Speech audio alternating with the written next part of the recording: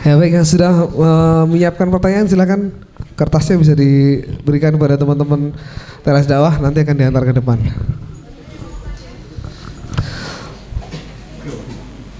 Assalamualaikum Ustaz. Alhamdulillah saya sudah ada niat dan azam yang kuat ingin menikah Ustaz. Insya Allah April saya menikah setelah wisuda saya. Mohon doanya ya Ustaz. Pertanyaan saya, seperti apa sebaiknya seorang suami pada saat awal-awal masa menikah? Karena terkadang menjadi kekhawatiran karena belum mendalam karakter satu dan lainnya. Dari Mas Andrian Bangunjiwo. Cowok ya? Pertanyaannya bagus banget. Di awal-awal pernikahan itu harusnya mempersiapkan kita tuh, diri kita tuh gimana ya ketika awal pernikahan. Padahal kan ini prosesnya ta'aruf, gak pacaran, belum begitu kenal secara karakter.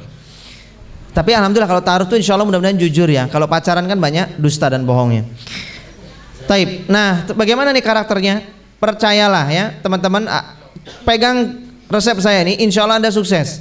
Kalau sukses, bertahanlah di 4 tahun pertama pernikahan. Karena 4 tahun pertama pernikahan itu adalah kunci keberhasilan di rumah tangga kita seterusnya. Maksudnya apa Pak Ustadz? Kalau 4 tahun pertama kita bisa mengakhiri closing ya, ending di tahun keempat itu dengan keharmonisan, maka ini tanda-tanda rumah tangga akan harmonis seterusnya.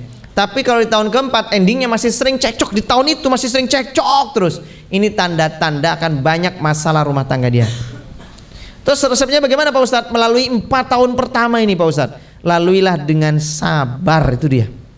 Apa? Laki-laki harus pegang sabar, perempuan harus pegang syukur. Cuman itu. Yang megang syukur siapa? Istri. Megang sabar siapa? Suami. Ini poin pentingnya. Sabar gimana Pak Ustadz? Kata para ulama, sabar itu adalah sikap hati yang tidak diekspresikan dengan tindakan. Saya ulangi ya. Sabar itu adalah menahan perasaan yang tidak diekspresikan dengan tindakan. Itulah sabar. Mau marah, tahan, jangan sampai berbuah menjadi sebuah action, tindakan. Nah, itu sabar ya. Walau hatinya sebenarnya marah, hati itu marah, hati nggak nerima, tapi nggak berbuah pada action. Nah, itu berarti dia sabar. Karena sabar itu artinya apa? Menahan gejolak hati, tapi dipilih tahan. Paham maksud saya? Suami meninggal bisa menahan, kepingin sebenarnya nyobek baju tamu itu, tapi tahan. Kok baju tamu Pak Ustadz, daripada baju sendiri kan sayang ya kan, mending bajunya tamu disobek, tapi milih nahan. Oh, itu berarti dia sabar. Dihina orang, pingin balas menghina, milih nahan. Padahal hati itu sudah menghina, hatinya sudah menghina, tapi nggak keluar di ucapan kita, itu berarti dia sabar. Maka di 4 tahun pertama kunci resep yang paling harus kita pegang adalah sabar. Apapun seperti apapun istri sabar, dan perempuan harus memegang kuncinya apa itu? Syukur. Karena umumnya nikah di awal-awal rezeki belum lancar. Di awal-awal masih membangun perekonomian. Disitulah perempuan harus banyak bersyukur terus. Ya Allah, saya punya suami saja sudah rezeki ya Allah. Meskipun kere, tapi dia juga rezeki saya ya Allah. Ditukar juga saya sebenarnya nggak mau ya Allah. Syukurilah suami, pandai mensyukuri, cari kebaikannya. Selama ingat, ta'arufnya tidak ada dusta. Tapi kalau ta'arufnya ada dusta, maka pernikahannya fasah. Fasah itu bisa dianggap batal dan dianggap tidak sah pernikahannya. Sehingga statusnya kalau cerai bukan duda, bukan janda, tetap bujang gadis, perjaka, perawan. Walau faktanya secara faktanya mereka sudah tidak perawan, tidak gadis.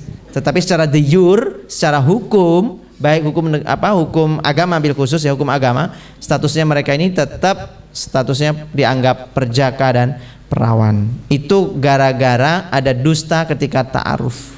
Makanya kalau ta'aruf gak boleh dusta, jujur. Gitu Mas. Ustaz, Assalamualaikum Ustaz. Dalam walimah kan yang sesuai syariat itu harusnya tidak diperbolehkan berikhtilat. Saya berusaha menjalankan syariat tersebut supaya sederhana saja dan syar'i, tetapi orang tua tidak menghendaki. Bagaimana Ustaz?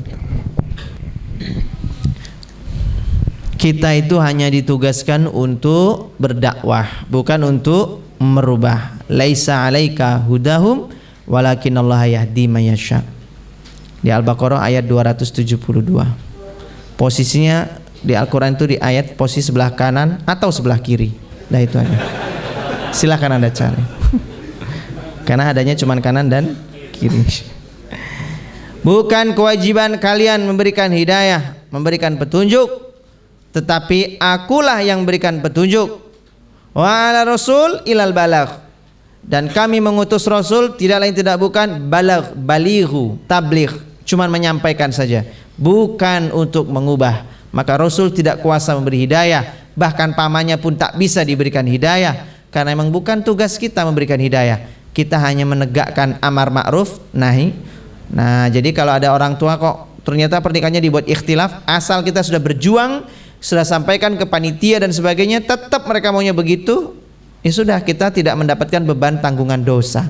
Dan bala dari pernikahan yang ikhtilat tadi insya Allah tidak menimpa kita. Mungkin menimpa ke para panitia, menimpa ke orang tua, tapi tidak kena ke kita kedua mempelai. Begitu. Terus Ustaz, saat saya sudah yakin untuk menikah, tiba-tiba teman saya mengatakan, nikah itu bukan hanya masalah finansial saja, tapi juga mental. Pertanyaan saya, Ustaz, bagaimana cara mempersiapkan mental saya agar siap untuk menikah? Loh, tadi pertanyaannya saya sudah siap nikah, berarti itu udah punya mental? Apa dia ini anak kurang mental? Ini gimana lagi? Ya nggak ada namanya ini. Ya apa yang mau dijawab pertanyaannya? Bulek-bulek melalui. Pertama sudah siap. Kemudian giliran dia omongin, nggak cuma finansial loh, mental loh. Tadi sudah punya mental, sudah siap nikah. Terus tiba-tiba kok mentalnya hilang lagi, kenapa?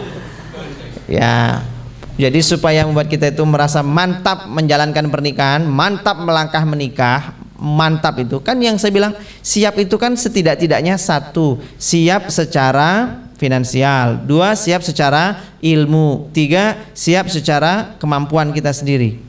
Artinya kemampuan itu apa Pak Ustadz? Ya sehat, lahir, batin, kita semuanya siap, keluarga semuanya mendukung, siap semua. Itu namanya kesiapan. Maka akan muncul nanti mental baja, bismillah melangkah gitu. Tapi kalau finansialnya parah, kemudian apa tadi gitu deh, ya, ilmunya nggak ada ilmunya, susah. Kalau begini susah. Apalagi keluarga nggak mendukung. Kenapa? Wong dia masih SMP kok, jelas nggak ada yang mendukung, ilmu jelas kurang. Kok nekat?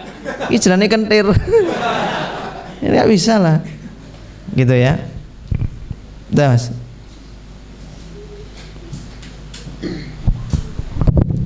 Silakan baca. Agak susah baca ya Ustaz, saya kurang paham juga. Biaya pernikahan bisa dikategorikan haram. Pertanyaannya lebih baik ditunda atau tetap maju? Dikategorikan haram dari pekerjaan gajinya. Biaya pernikahan bisa dikategorikan haram. Oh, maksudnya melanjutkan yang Ustadz barusan jawab, kalau finansialnya belum siap jangan maju dulu gitu.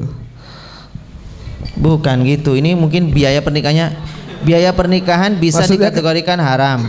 Pertanyaannya lebih baik ditunda atau tetap maju? Dikategorikan haram dari pekerjaan gajinya. Jadi mungkin dia tuh mau nikah tapi dari gaji, mungkin dia kerja di perbankan, asuransi, pegadaian, koperasi. Nah itu kan pekerjaan haram ya, di leasing itu haram. Nah dia kerja di situ. Terus bagaimana nih uangnya Pak Ustadz? Boleh untuk pernikahan? Tidak bisa. Anda memberikan harta yang haram itu kemudian diberikan orang lain, memberikan sedekah makan ke orang lain, nggak boleh. Dosa Anda berlipat-lipat. La sadaqatu min khulul, nggak boleh kata Nabi sedekah dari harta curian, dari harta haram apapun tidak boleh. Kenapa? Karena dia akan dua sebabnya. Satu, dia dapat dosa, yang kedua dia akan menanggung azab atau balak dari perbuatan itu. Kata Nabi SAW. Maka orang yang mengumpulkan harta haram lalu dia gunakan untuk bersedekah, dua dia dapatnya. Satu, dosa dari perbuatannya itu, dia sedekah aja dihitung dosa, dapat balak yang kedua. Maka oleh karena itu dilarang. Terus bagaimana Pak Ustadz? Ya tunda pernikahannya sampai dia dapat kumpulkan harta yang halal untuk menyelenggarakan pernikahan, biar ada berkahnya pernikahan itu. Ustadz, ya tapi gajinya selama ini udah kami zakatkan Ustadz. Bukankah zakat itu mensucikan? Mensucikan gundul muku kok. Zakat tidak bisa menjadikan yang haram menjadi halal. Titik, itu udah harga mati.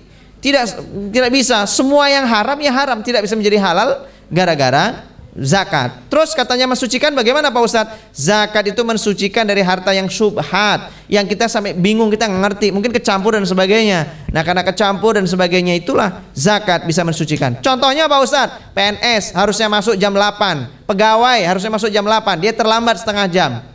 Datang, tapi dapat gaji kok full, harusnya dipotong dengan setengah jamnya tadi karena dia terlambat. Sucikanlah dengan berzakat. Paham? Nah itu yang begitu, itu yang dibersihkan, yang disucikan. Oh harusnya kerja malah di kantor medsosan, Instagraman, foto. Itu kan jam kerja bukan jam istirahat. Kalau jam istirahat boleh, jam kerja kok medsosan, jawab WA. Kita dibayar itu, kita tuh digaji untuk bekerja, kok malah WA-an. Harta ini kecampur. Yang demikian inilah disucikannya, dibersihkan dengan zakat. Ada lagi? Cukup. Ada pertanyaan lain? Silakan. Silakan. Atau langsung juga apa-apa, nggak perlu nulis. Yang ikhwan boleh, yang akhwat tetap ditulis aja ya. Ada?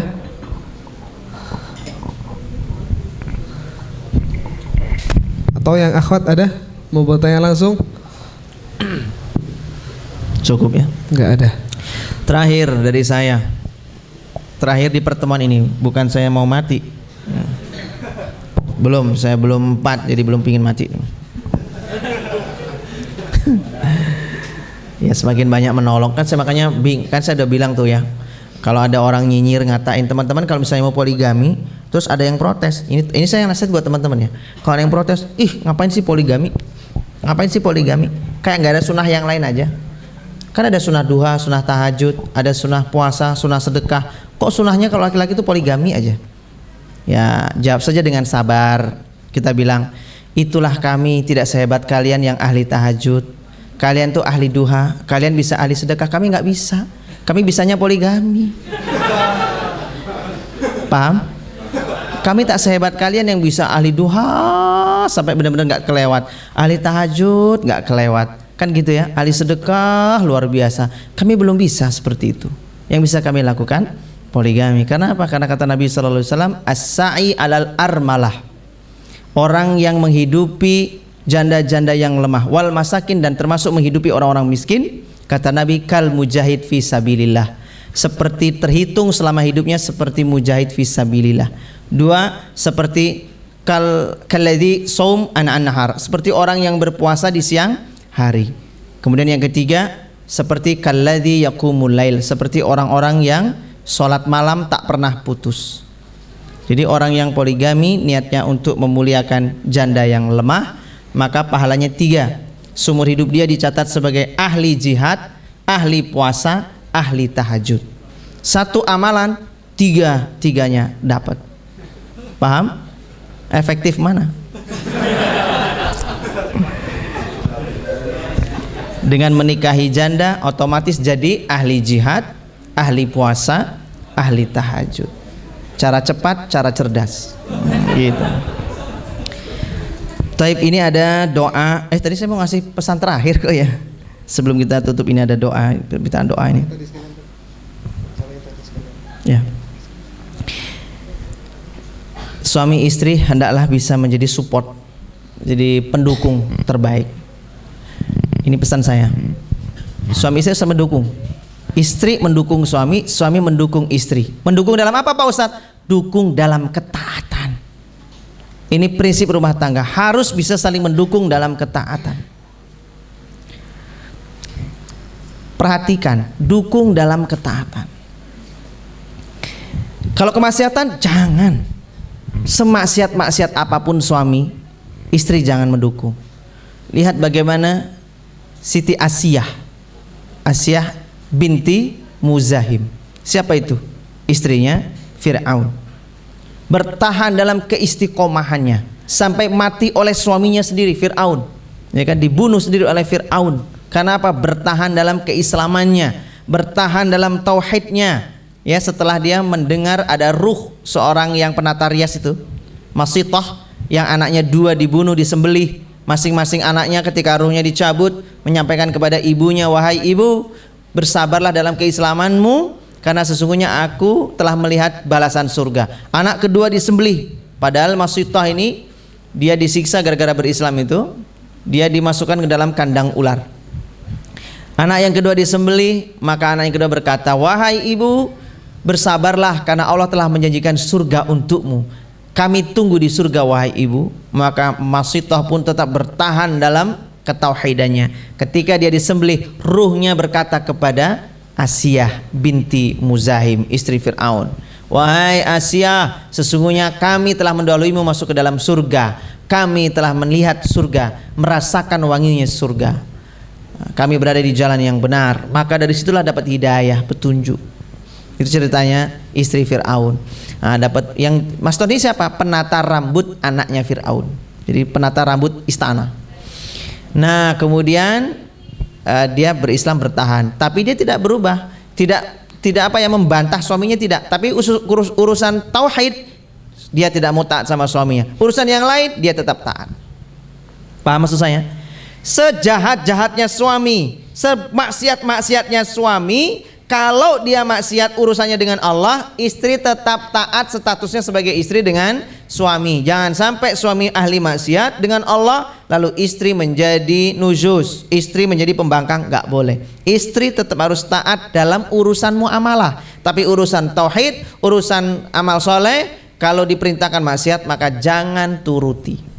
Contohnya Pak Ustaz, contoh misalnya suami bilang begini, "Sayang, aku tak cari uang dulu ya, saya doain ya." Enggak gitu, ayah tolong dibantu. Apa? Tolong jagain lilin jangan sampai mati. Ayah mau berubah jadi babi ngepet, tolong jagain ya, karena kalau nanti ayah kamu mati itu lilinnya, kalau sudah bergerak-gerak itu tandanya ayah sedang dikejar oleh masyarakat. Jangan kamu tiup, mati nanti ayah. Ayah tuh membawa duit ini. Nanti kalau bergerak tahan apinya jangan sampai mati. Baik ya, aku ikut membantu di sini, nggak boleh. Istri tetap pokoknya nggak mau.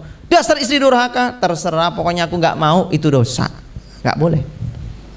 Suami pulang subuh karena malamnya nggak tidur di rumah, pulangnya tahu-tahu subuh. Tok-tok pintu, tok, bukan pintu, sama istrinya. Krek. Apa? Judi meneh. Iya.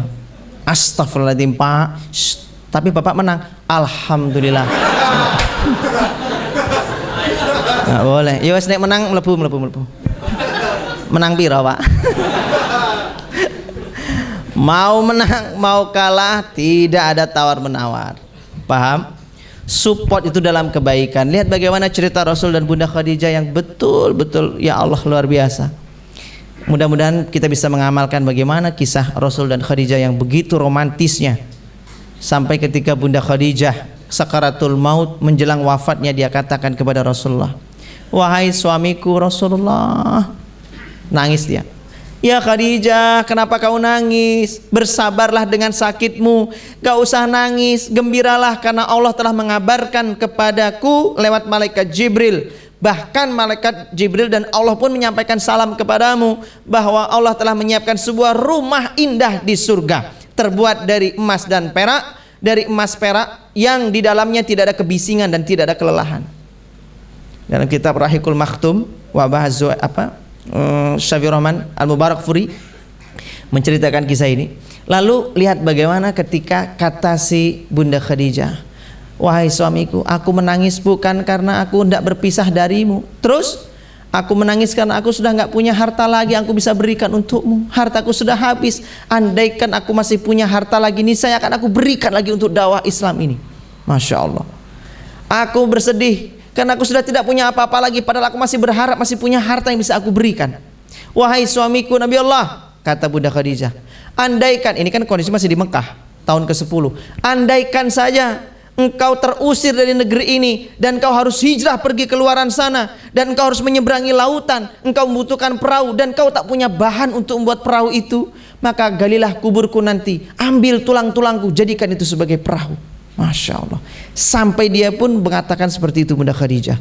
Support dakwahnya luar biasa kepada suami, mendukung suaminya dalam kebaikan, ketaatan. Maka kerjasama itu ya begini, wa ta'awanu 'alal birri wat taqwa, tolong menolong dalam kebaikan. Suami istri itu begitu, support. Tahajud, wah ini harus saling support. "Mas, bangun Mas." "Adem ede, ngantuk." Iya ya, adem juga ya. Ya wes lah tak kancani. Suami istri koplak nih jenenge. Wong si jenis adem malah langsung merasa adem juga. Ya jangan begitu. Bangun toh Mas, ayo toh. Tak hangatin dulu sini, tak hangatin gitu kan. Istrinya meluk-meluk dikit, wes anget dulu gitu kan. Gitulah, gimana caranya supaya dinginnya hilang? Ayolah Mas gitu, usaha lagi. Ini kayaknya perlu dibuat video teras dakwah ini.